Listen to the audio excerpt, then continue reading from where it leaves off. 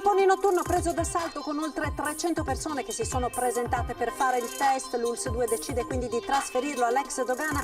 Nuovo focolaio ad un matrimonio, positivo lo sposo e 10 invitati.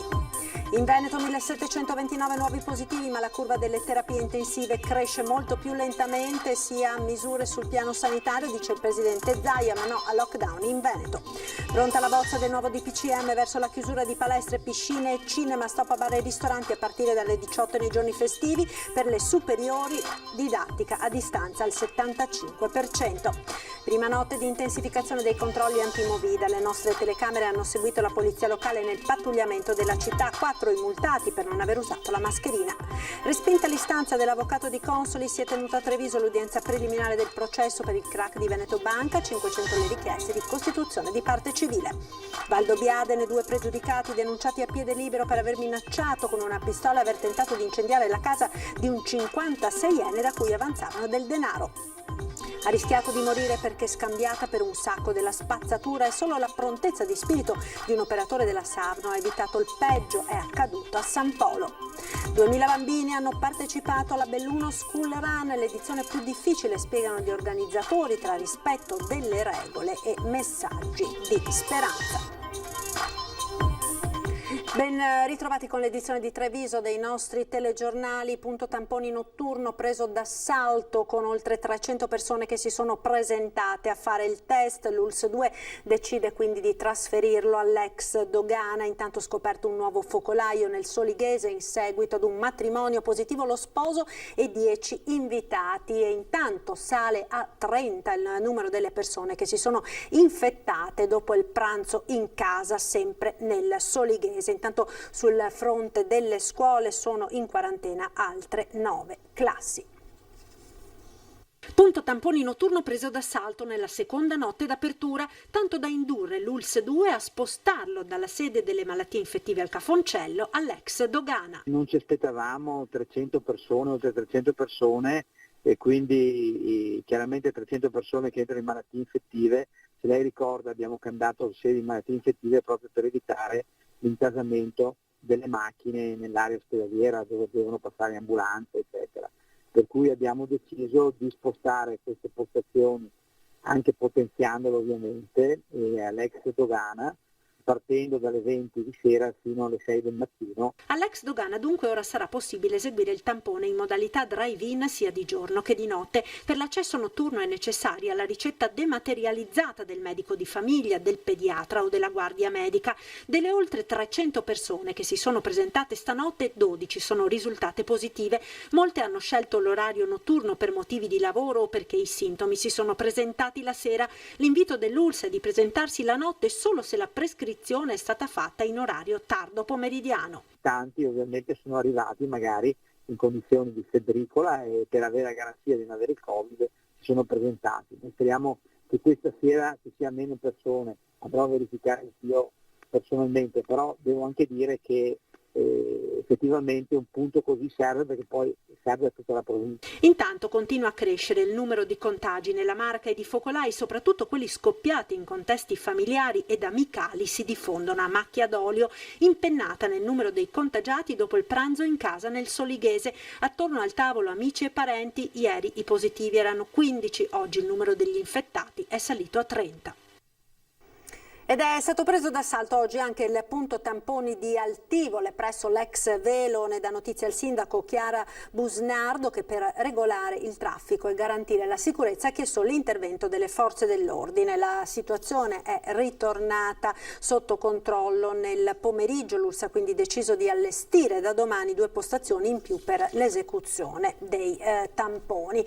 Lungo vertice, l'avete sentito, a Palazzo Chigi tra il Premier e i capi delegazione per prendere delle misure sulla nuova stretta mirata a limitare i contagi. Tra le varie ipotesi in discussione in questo momento la stretta sulla ristorazione, quindi ipotesi di chiusura alle 18 o alle 20, e la domenica per quanto riguarda i ristoranti si discute anche dell'eventualità di chiudere tutti i centri commerciali nel fine settimana. E poi stop a palestre e piscine, centri natatori, centri benessere, centri termali, sospese anche le attività di sale giochi, sale scommesse, sale bingo e casinò, come anche quelle di parchi tematici e divertimento, sospesi anche cinema e teatri, le discoteche restano chiuse, sul fronte delle feste sono vietate in tutti i luoghi al chiuso e all'aperto, comprese anche quelle conseguenti alle cerimonie civili e religiose. Per quanto riguarda le abitazioni private, nella bozza appunto del nuovo DPCM è fortemente raccomandato di non ricevere nella propria casa persone che non siano conviventi. Stop anche ai concorsi pubblici e privati con alcune eccezioni. Queste insomma le prime indicazioni per quanto riguarda la bozza del DPCM in discussione. Vedremo appunto nelle prossime ore quali di queste misure e in che modo insomma verranno confermate. Nel frattempo la Regione del Veneto è pronta ad emanare una ordinanza per contrastare la diffusione del Covid. Si tratta di provvedimenti di carattere sanitario, ha detto il presidente del Veneto Zaia, provvedimenti che non intaccano aziende e lavoro, ma gli occhi sono puntati anche ovviamente su quelle che saranno le decisioni del governo. Abbiamo ben chiara l'istanza dei cittadini, ma abbiamo anche ben chiara la missione che ci spetta, che non è facile, che è quella di fare in modo di garantire la salute ai cittadini. E il punto di equilibrio è ovviamente rappresentato dalla sostenibilità, perché non si può morire di virus per tenere tutto aperto, ma non si può morire di fame per non avere virus. Non un lockdown, non un'ordinanza su fronti che riguardano il lavoro o le aziende, ma provvedimenti sostenibili e praticabili sul fronte della sanità pubblica. Col numero di positivi in continua crescita è questo il difficile compito d'equilibrio che si trova oggi ad affrontare qualsiasi azione a contrasto del coronavirus. Nelle ore che precedono il nuovo DPCM, il Veneto appronta la propria ordinanza con ben chiari i contorni attorno ai quali si gioca la partita.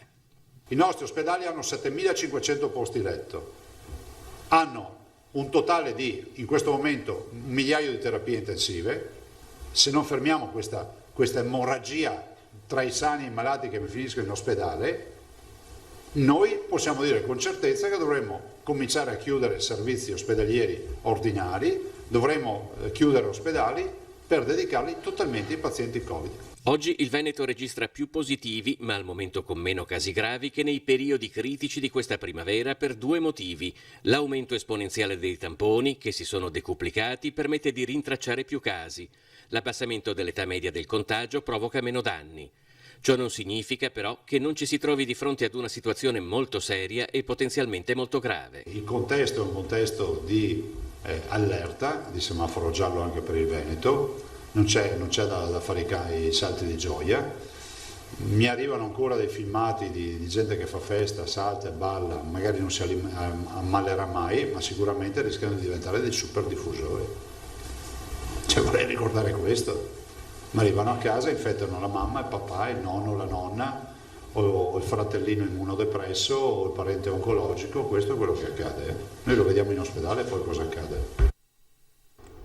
Controlli anti-Covid in centro a Treviso, 4 magrebini sono stati multati perché parlavano vicini e non indossavano la mascherina. Il comandante della polizia locale, la maggior parte dei trevigiani è lì già alle disposizioni, ma c'è il problema di gruppi di ragazzini che non rispettano le regole. Nella prima notte di intensificazione dei controlli abbiamo seguito una pattuglia con la nostra telecamera. Vediamo. Il comando di polizia locale ha intensificato i controlli già a partire da ieri sera con 2 pattuglie, altre 2 pattuglie saranno in servizio questa sera per lo stesso motivo e altre 3 pattuglie saranno in servizio piedato oggi pomeriggio lungo le vie principali di Treviso per verificare che tutti rispettino quelle che sono le prescrizioni di legge. Mascherine indossate correttamente, obbligo di distanziamento e niente assembramenti. Sono stati intensificati a Treviso i controlli della polizia locale per verificare il rispetto delle norme anti-Covid, soprattutto nei fine settimana. Qualche sanzione è stata elevata, 4 persone senza mascherina che parlavano vicine senza rispettare il distanziamento in via Bixio, ma tutto sommato pare che le indicazioni siano state recepite dalla maggior parte dei trevigiani. Controllo in corso, cambio. ottimo, ricevuto, chiudo, se avete bisogno siamo qui. Ieri sera, complice anche il tempo uggioso, non si sono verificate situazioni di criticità nei luoghi tradizionali della movida cittadina. Devo dire che nella gran parte dei giovani che sia che frequentano le scuole oppure che frequentano gli aperitivi pomeridiani, gran parte stanno attuando quelle che sono le regole base contro appunto il Covid. C'è ancora una piccola percentuale di giovani, giovanissimi soprattutto, che non si attengono alle regole, per cui su questi faremo sicuramente un'opera di sensibilizzazione e di informazione. C'è dunque in città il problema dei gruppi di ragazzini che soprattutto il pomeriggio pensano di potersi comportare come se il Covid non ci fosse. La polizia locale si sta impegnando in un lavoro di informazione e sensibilizzazione prima di staccare le multe, anche perché le sanzioni sono una bella stangata da 400 a 1.000 euro. Anche i giovani e giovanissimi, quindi dai 14 anni in su, devono sapere che le regole vanno applicate anche a loro. Quindi per evitare sanzioni che poi dovranno essere pagate dai genitori, ecco, facciamo questa opera di sensibilizzazione. In situazione regolare, ottimo, grazie, ricevuto. Chiudo. Ecco, abbiamo sentito che nel nuovo DPCM potrebbe esserci la chiusura di piscine e palestre. Gli addetti degli impianti trevigiani parlano di scelta dissennata, i protocolli di sicurezza vengono applicati, dicono, e casi di contagio non ce ne sono stati. Sentiamo.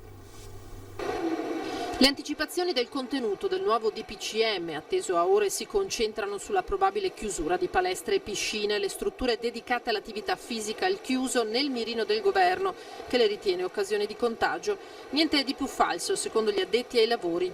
Pensare a una chiusura, a un lockdown nuovo oggi è veramente deleterio, ma per la salute delle persone, degli uomini, dei bambini.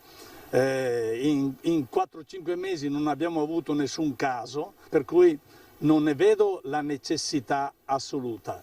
L'importante è quello che tutti devono essere consapevoli che vanno fatte le cose come la legge prevede. Alle piscine comunali di Treviso l'ipotesi stop lascia perplessi gli utenti. Li ritengo luoghi sicuri dove almeno a quanto ne so, non sono state riscontrate grosse incidenze. Abbiamo ottenuto, grazie a tutti gli accorgimenti, mascherine, distanziamento, la possibilità di svolgere un'attività sportiva. Il direttore Roberto Cognonato, presidente della Finveneto, parla di scelta dissennata. Negli impianti sportivi non ci sono stati contagi, sono ambienti sani dove anzi si dovrebbe incentivare la frequenza per mantenere le persone in salute in un periodo in cui abbiamo bisogno di aumentare difese immunitarie. Quindi non procede con chiusure per in qualche modo scongiurare dei rischi che non esistono. E se chiusura non sarà, l'aver puntato il dito contro palestre e piscine, conclude Cognonato, ha già prodotto pesanti danni. In questi giorni già in molte strutture c'è stata un'ulteriore diminuzione di presenze. In un regime in cui stiamo lavorando già con limitazioni di accesso e quindi con una frequenza minore di utenza che non permette un equilibrio economico-finanziario delle gestioni, si va a peggiorare ulteriormente la situazione dove finora anche aiuti economici sono stati pressoché nulli. Ed un appello ai cittadini affinché rispettino nella vita di tutti i giorni le norme anticontagio arriva dal presidente di Confartigianato della Marca Trevigiana, perché dice le imprese non possono permettersi un altro lockdown, non riuscirebbero a risollevarsi. I dati ogni giorno aumenta e le misure di regole ci sono, però credo che l'efficienza vada anche misurata nei comportamenti di ciascuno. Un appello al buonsenso, alla responsabilità e al rispetto delle norme anticontagio arriva dal presidente di Confartigianato Sartora, che spiega: nelle imprese come nelle scuole c'è una profonda cultura della sicurezza con comportamenti idonei da adottare anche nella vita di tutti i giorni. Più o meno il tempo che trascorriamo al lavoro è circa un quarto delle ore della vita normale, no? E quindi credo che anche nelle altre parti dovremo stare attenti ai comportamenti. Comportamenti irresponsabili potrebbero tradursi in nuove chiusure e quindi in gravi ripercussioni a livello economico. Non possiamo correre il rischio di arrivare a una situazione sanitaria come quella che abbiamo visto in primavera scorsa, perché porterebbe sicuramente a un blocco delle attività ed è un elemento che non ci possiamo più permettere. Il presidente Sartor non vuole nemmeno pensare ad un nuovo lockdown. Non è neanche da immaginare, perché sarebbe non solo un problema sanitario forte, ma soprattutto ci sarebbe un elemento di blocco economico che non ci possiamo più permettere di avere, perché da quello non risolveremo più. Le imprese e l'amministrazione pubblica in senso generale si è indebitata per superare quello che abbiamo superato. Credo che un altro colpo non lo reggeremmo. La cronaca, ora sarebbero 4 i componenti della banda di ladri che giovedì sera ha messo a segno un vero e proprio raid a Borgo Camerin di Colle Umberto. Dal sindaco Sebastiano Coletti l'appello ai cittadini: segnalate subito ogni situazione sospetta.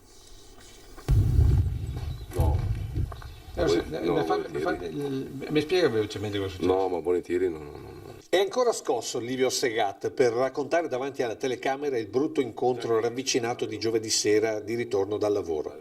È l'imbronire in via Camerina con Umberto, qui tutti si conoscono e ben pochi hanno recitato le proprietà. E alle 19, quando Livio sale le scale, vede questa finestra spaccata, poi all'interno si trova faccia a faccia con 2 individui completamente vestiti di nero. Robusti, hanno appena finito di razziare tutto l'oro presente nell'abitazione, che è completamente a soqquadro.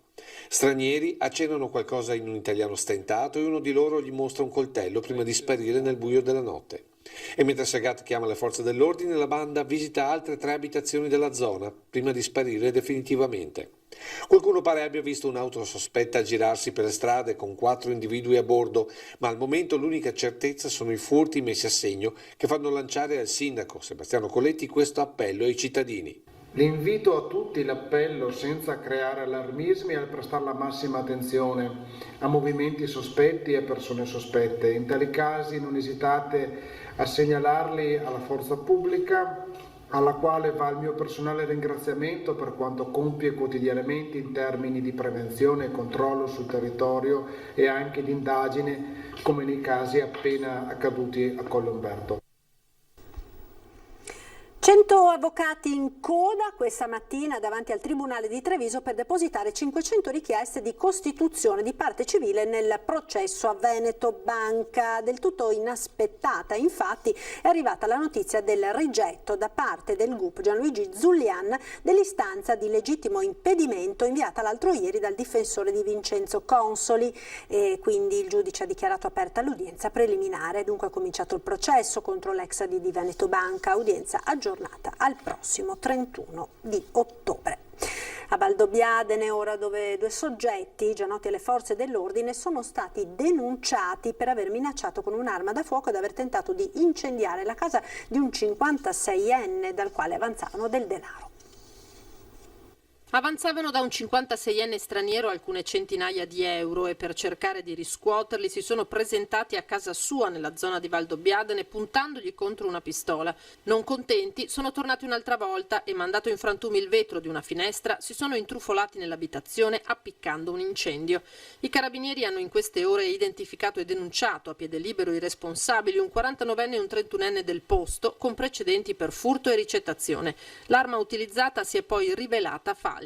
All'esito della perquisizione che è stata effettuata presso l'abitazione dei 2 soggetti, in uno è stata trovata questa pistola che ha le sembianze di un'arma da fuoco, ma si è rivelata essere una scacciacani che comunque ha un effetto visivo abbastanza deterrente nei confronti di chi non è esperto in materia di armi.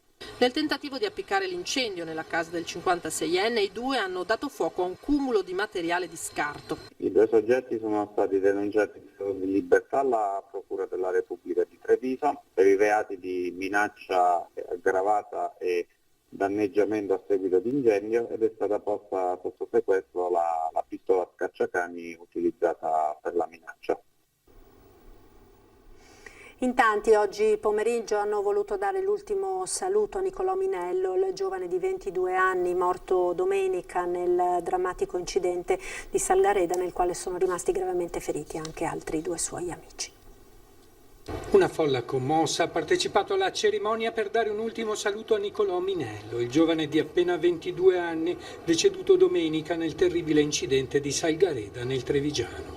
Il sagrato della chiesa si è riempito di amici che hanno preso posto in file di sedie per svolgere la funzione nel rispetto di tutte le norme anti-Covid.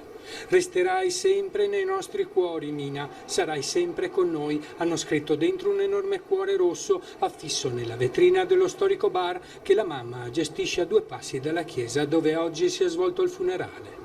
Don Mario Rossetto ha espresso parole di conforto per i familiari e richiesto a Dio la giusta accoglienza per l'anima di Nicolò. Sopra la bara del giovane la maglia di calcio tutta autografata. A poca distanza la famiglia del giovane, il padre Vittorino Gianni e la mamma Agostina, la nonna Luigia e la sorella Alessandra, che con voce rotta dall'emozione ha voluto ricordare Nicolò e gli amici che dopo l'incidente stanno ancora lottando per la vita in ospedale. I miei genitori e io mandiamo un abbraccio a Gaston, compagno di 1001 avventure, a Valerio, Patrick e Giuseppe.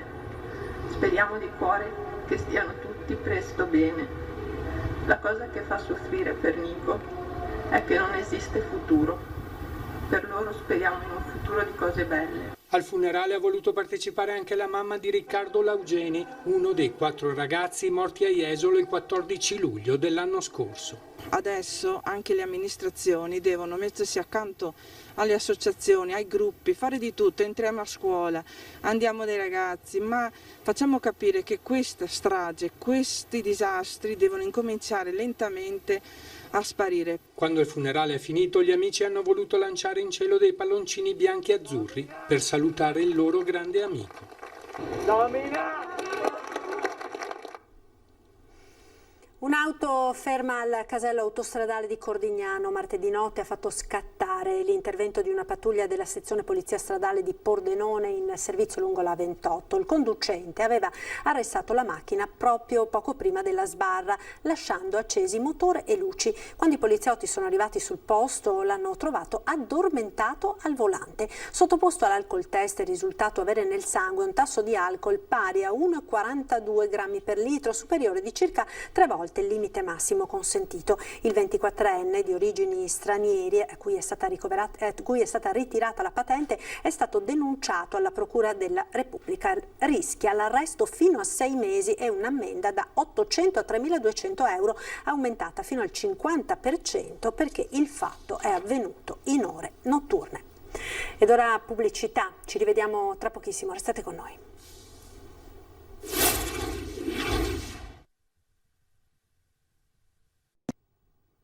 E rieccoci in studio con l'edizione trevigiana dei nostri telegiornali. Ha rischiato di morire perché scambiata per un sacco della spazzatura e solo la prontezza di spirito di un operatore della Savno ha evitato il peggio. I particolari di questa vicenda incredibile dal protagonista che ha voluto mantenere l'anonimato.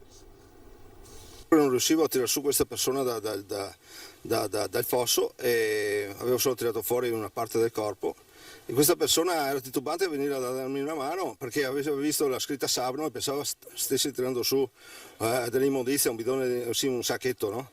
Perché aveva un K-Way blu questa signora. Scambiata per spazzatura viene salvata da un operatore della Savno. Brutta avventura per una donna di mezza età che lunedì mattina è svenuta in strada finendo nel fossato. Tutto è accaduto a San Polo di Piave lungo questa strada che porta al cimitero. Vi è rimembranza, stanno passando 2 persone e un mezzo della Savno. La donna sta tornando verso il paese con la borsa della spesa quando viene incrociata dal furgoncino. Era una signora che era camminava in maniera un po' strana, non ci ho fatto caso, visto che passando l'ho guardata, era un po' pallida, e poi ho continuato per qualche centinaio di metri e per caso ho guardato sullo specchietto e l'ho vista cadere nel fosso pieno d'acqua. Ho fatto retromarcia, ho messo le frecce, sono sceso e l'ho tirata fuori dall'acqua praticamente, tirata fuori in modo che potesse respirare. Certamente un malore che poteva essere fatale se qualcuno non gli avesse tirato subito sulla testa dall'acqua. La donna, anche grazie all'aiuto del passante che l'aveva scambiata per spazzatura, viene issata in strada e in pochi minuti caricata su un'ambulanza. Ora sta bene ed è tornata a casa. Una brutta storia a lieto fine, con il protagonista che ci ha chiesto di restare nell'anonimato. Non voglio fare pubblicità, perché le buone azioni? Solo per dire che anche la Sabno fa delle buone azioni anche il suo lavoro, anche se non è mai stata nominata anche nei periodi di Covid come eroi, però diciamo che quelli della Sabno hanno sempre lavorato. Operatori che non solo prendono in carico ogni giorno anche i rifiuti dei cittadini contagiati, ma che come in questo caso sono un occhio in più a controllo della sinistra Piave e tutto sempre con discrezione. Ne sono venuto a conoscenza solo ieri perché così parlando l'autista mi ha detto questo. Devo dire che non sono solo attenti a recuperare i rifiuti, ma sono anche attenti al territorio, quindi sono una vigilanza in più del territorio. Presentazione oggi a Cassugana dell'avvio dei lavori di riqualificazione del quartiere di Santa Maria del Rovere, lunedì l'apertura del cantiere che durerà un anno. Lavori di riqualificazione del quartiere di Santa Maria del Rovere al via da lunedì. Il cantiere da quasi 5 milioni di euro, inserito nel bando periferie e a cui concorre anche economicamente ATS, durerà un anno. Finalmente si parte, quindi per Santa Maria del Rovere comincia un percorso di riqualificazione importante che poi, ricordo, vedrà anche la riqualificazione della caserma Salsa. Progetto rivisitato dalla Giunta Conte dopo un confronto a tratti anche duro con i residenti che non ci stavano a vedere abbattere 200 alberi come si prospettava inizialmente. Le piante da eliminare sono ora solo 31. Interessata dai lavori l'area di Piazza Martiri di Belfiore e le vie limitrofe dove saranno rivisti i contorni del parco giochi che guadagnerà 1300 metri e riorganizzati innanzitutto i parcheggi. In via Radaelli, via 55esimo, adesso ci sono soste selvagge in mezzo all'apparato radicale degli alberi e invece noi faremo lo stesso numero di parcheggi, circa 250, però li faremo regolamentati, cioè con uno stallo conforme al codice della strada, soprattutto concentrati in piazza Martiri di Belfiore che diventerà veramente il polo di questo quartiere. Una particolare attenzione alla pavimentazione degli spazi calpestabili. Siamo andati a vedere le avanguardie che ci sono in Italia e non solo. Noi metteremo tutte pavimentazioni drenanti, pavimentazioni dove c'è l'apparato radicale anche flessibili, in modo da garantire la salute della pianta, la salute dell'apparato radicale, ma nel contempo anche la sicurezza del transito per i pedoni. Ed ora le notizie da Belluno e provincia.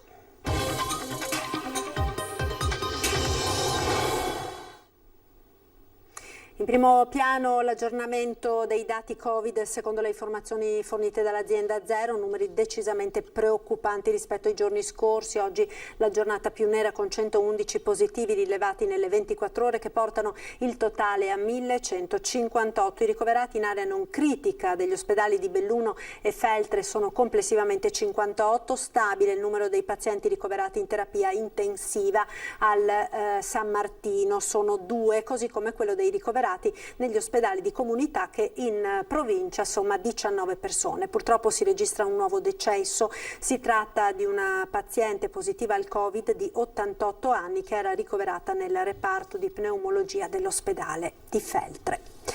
Ed ora la gara che si è svolta oggi pomeriggio, 2000 bambini che hanno partecipato alla Belluno School Run, l'edizione più difficile, spiega Gian Giacomo Nicolini, che anche nella sua veste di infettivologo e pediatra alle famiglie lancia un messaggio di speranza. Mantenendo le giuste regole, i giusti comportamenti possiamo farcela. La nostra vita deve andare avanti, la nostra socialità deve andare avanti. Arrivano dal cuore le parole di Gian Giacomo Nicolini che sveste per un momento i panni da vicepresidente dell'organizzazione della Belluno School Run e indossa quelli dell'esperienza maturata nei mesi più duri nel reparto Covid del San Martino. L'edizione della manifestazione rivolta alle scuole quest'anno è stata certamente la più difficile e per questo la più importante. Il suo messaggio è rassicurante. Al resto ci pensiamo noi. Noi medici, gli infermieri, gli operatori sanitari tutti, stiamo cercando di organizzare al meglio anche questa seconda fase che ci vede ancora stanchi per la prima fase ma volenterosi e per quello che è la nostra missione. Io la ritengo così, una missione vera. All'invito a partecipare alla School Run, rivista e ripensata per evitare assembramenti, hanno risposto migliaia di bambini. Partenza e arrivo al Parco Città di Bologna, i piccoli hanno fatto la loro corsa accompagnata da genitori e insegnanti e per 3 ore il luogo simbolo dello svago dei bambini si è riempito di colore, musica e allegria. La cosa meravigliosa è che abbiamo bisogno di ripartire, abbiamo bisogno veramente di ripartire nonostante quello che sentiamo in giro o comunque dai media o comunque dalle notizie realmente anche dei bollettini medici, è che in realtà andiamo in una direzione diversa. Noi abbiamo voglia di fare qualcosa di differente. Il ricavato delle magliette vendute andrà interamente alle scuole del comune di Belluno, una carica incredibile per superare il momento di difficoltà che ha messo in campo l'impegno collettivo dei volontari e delle istituzioni per consentire lo svolgimento della manifestazione nel pieno rispetto delle regole. Semaforo verde per Nevegal 2021, la neonata società che acquisterà temporaneamente gli impianti del Colle per cederne la proprietà al comune di Belluno la prossima primavera. Il via libera ha dato l'approvazione della delibera di indirizzo approvata dal Consiglio Comunale. Presenti 26, astenuti 2, votanti 24, favorevoli 24, quindi l'atto di indirizzo con le modifiche dovute agli emendamenti fatti propri dal proponente è approvato. Il voto pressoché unanime, fatta salva l'astensione dei 2 consiglieri di Fratelli d'Italia, Damiano e Stella.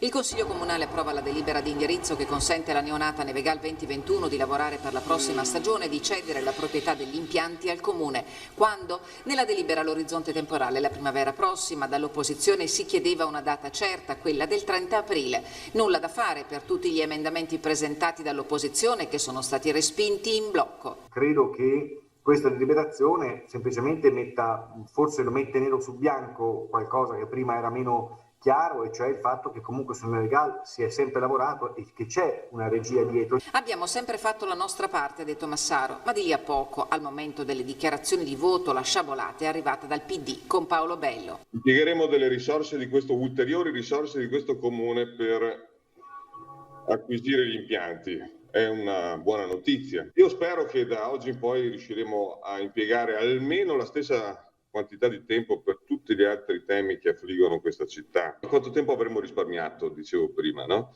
Se ci fosse stata una collaborazione dall'inizio, l'abbiamo sottolineato un po' tutti noi delle opposizioni. Invece chi ha gestito le trattative forse non ha condiviso l'iter neanche con la propria maggioranza. La delibera di indirizzo non poteva non ottenere ampia convergenza, ma ha annotato l'opposizione frustra l'obiettivo della maggioranza di voler ottenere una unanimità e che allo stesso tempo mostra chiusura totale nei confronti degli emendamenti che erano tutto fuorché faziosi. Ora, documento alla mano, la strada per la nuova vita del Colle è tracciata. Si torna all'ora solare questa notte, lancette dell'orologio indietro di un'ora dalle 2 alle 3. Ed è tutto per questa edizione, io vi ringrazio per essere stati con noi, vi lascio come sempre in chiusura alle previsioni del tempo con il nostro meteo. Arrivederci.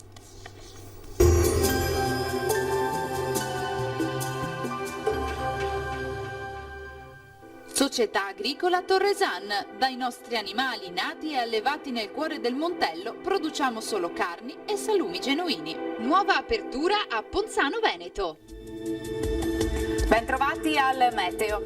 Il weekend prosegue con un tempo più stabile grazie all'aumento della pressione, ma sarà soltanto una breve pausa perché lunedì tornerà la pioggia. Nel dettaglio sul Veneto, la grafica di domenica 25 ottobre ci mostra una situazione tutto sommato buona. Il tempo migliora e la giornata sarà per lo più soleggiata, precipitazioni assenti. Sulla pianura alternanza di nuvole e rasserenamenti con delle nebbie al mattino. Temperature minime tra 8 e 12 gradi, massime invece tra i 17 e i 20 gradi all'incirca. Ci spostiamo ora sul Friuli Venezia Giulia, tanto sole su tutti i settori, cielo al massimo poco nuvoloso, in nottata primi piovaschi. Temperature minime fino a 13 gradi, massime sui 19 gradi. Infine uno sguardo alla situazione del Trentino Alto Adige, anche qui bel tempo soleggiato ovunque, non sono previste precipitazioni particolarmente degne di nota. Temperature minime sui 7-8 gradi, massime sui 17-18 all'incirca. Dal meteo per ora è tutto, io vi auguro un buon proseguimento in compagnia di Antenna 3.